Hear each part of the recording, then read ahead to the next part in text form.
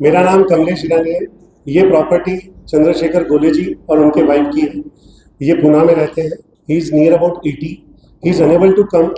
तो उन्होंने मुझे रजिस्टर्ड पावर ऑफ अटर्नी दी है to develop this land. Now he is not at all interested to sell this land to mister Kakade. Kakade ji का एक टोकन एग्रीमेंट है जो पिछले 15-16 सालों से उनको तंग कर रहा है कि मैं आज क्लियर कर दूंगा, कल क्लियर कर दूंगा। अब उनके एग्रीमेंट की वैल्यू खत्म हो चुकी है 2024 की भी। उन्होंने 12 महीने के समय लिया था कि मैं ये प्रॉपर्टी को क्लियर कर दूंगा। वैसे भी जो भी डॉक्यूमेंट हुआ है वो भी इनवैलिड है, क्योंकि उसके ऊपर यूएलसी एक्ट है।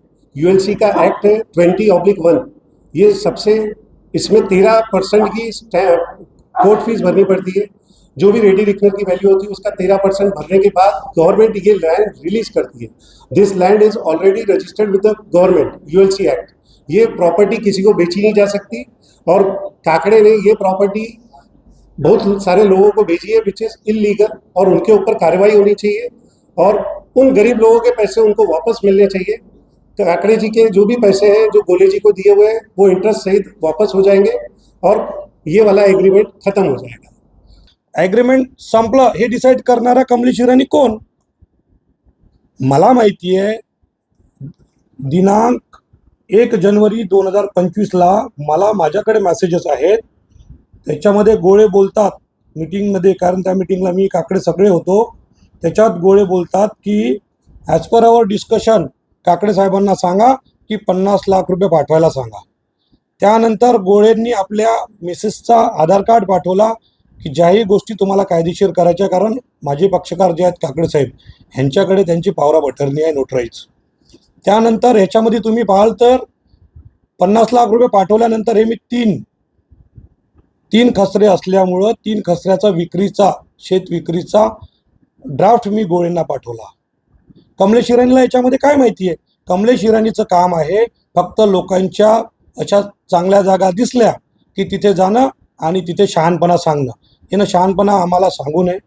कायदेशीर जी बाब आहे स्टेटस को आणि एक्झिबिट 5 याच्याबद्दल मला नाही वाटत त्या अडाण्याला काही माहिती आहे. कायदेशीर बाब आहेत त्यांच्या ॲडव्होकेट साहेबांनी सांगावी, त्यांचे जे वकील साहेब असतील त्या वकील साहेबांनी डिस्कस करावी. आम्ही कुठल्याही फोरमला डिस्कस करायला तयार आहेत. आणि गोळे साहेबांनी आतापर्यंत माझ्या पक्षकाराकडनं कमीत कमी 3 करोड 3.25 करोड रुपये घेतलेले आहेत. मला माहीत आहे माझ्याकडे रिसिप्ट आहेत 50 लाख रुपये त्यांना जानेवारी 2025मध्ये दिलेले आहेत. कमलेश ईरानी बोलतो की नाही मी त्यांना इंटरेस्टसोबत पैसे वापस दिलेले आहेत. असं होतं का? देणार म्हणून असं बोलतात. देणार असं ते बोलतात का? पैसे काय व्याजाने दिले होते का? म्हणजे हे स्पेसिफिक परफॉर्मन्सचे जे दावे वगैरे सगळे आहेत ते सगळे चुकीचे आहेत. फक्त हा एकटा कमलेश ईरानी सेटलर आहेत जसं त्यानं प्रोफाईलमध्ये टाकलेलं आहे. हे एकदमही म्हणजे भूमाफिया हा कमलेश ईरानी आहे. माझे पक्षकारी भूमाफिया नाहीत. आणि त्यांनी म्हटलं की 13% भरून ULCचे त्याच्यामध्ये मी तुम्हाला दाखवू इच्छितो की इथे सँक्शन केलेला लेआउट आहे तो तळेगाव दाभाडेमध्ये तो सँक्शन लेआउट आहे. तुम्हाला वाटल्यास लागल्यास सगळेचे सर्व डॉक्युमेंट मी तुम्हाला द्यायला तयार आहे. हे त्याचा झालेला ऑर्डर आहे 2007मध्ये. 2007मध्ये तर माझे पक्षकार हे ॲग्रीमेंटमध्येच नव्हते. मग ह्या सगळ्या गोष्टी दाबून ठेवायच्या आणि रात्री कोणाच्या घरी जाऊन 1-1.5 वाजता कोणाच्या आई बहिणीला छेडछाड करायची हे कमलेश ईरानीचं काम आहे. त्यांच्या गुंडांचं काम आहे. त्यांनी केलेले कृत्य आहे. आणि तो मी व्हिडिओमध्ये जे पाहिलं त्याच्यामध्ये ते बोलत आहे की गाडीनं पडला. ह्याला कसं माहीत की समोरचा व्यक्ती गाडीने पडला म्हणून? हे तिथे म्हणजे यांना प्रत्येक गोष्टीची माहिती आहे. यांचे जेवढेही कॉन्टॅक्ट्समध्ये यांचे तुम्ही फक्त आणि फक्त CDR काढायला सांगा पोलीस डिपार्टमेंटला, हे सगळे भेटतील.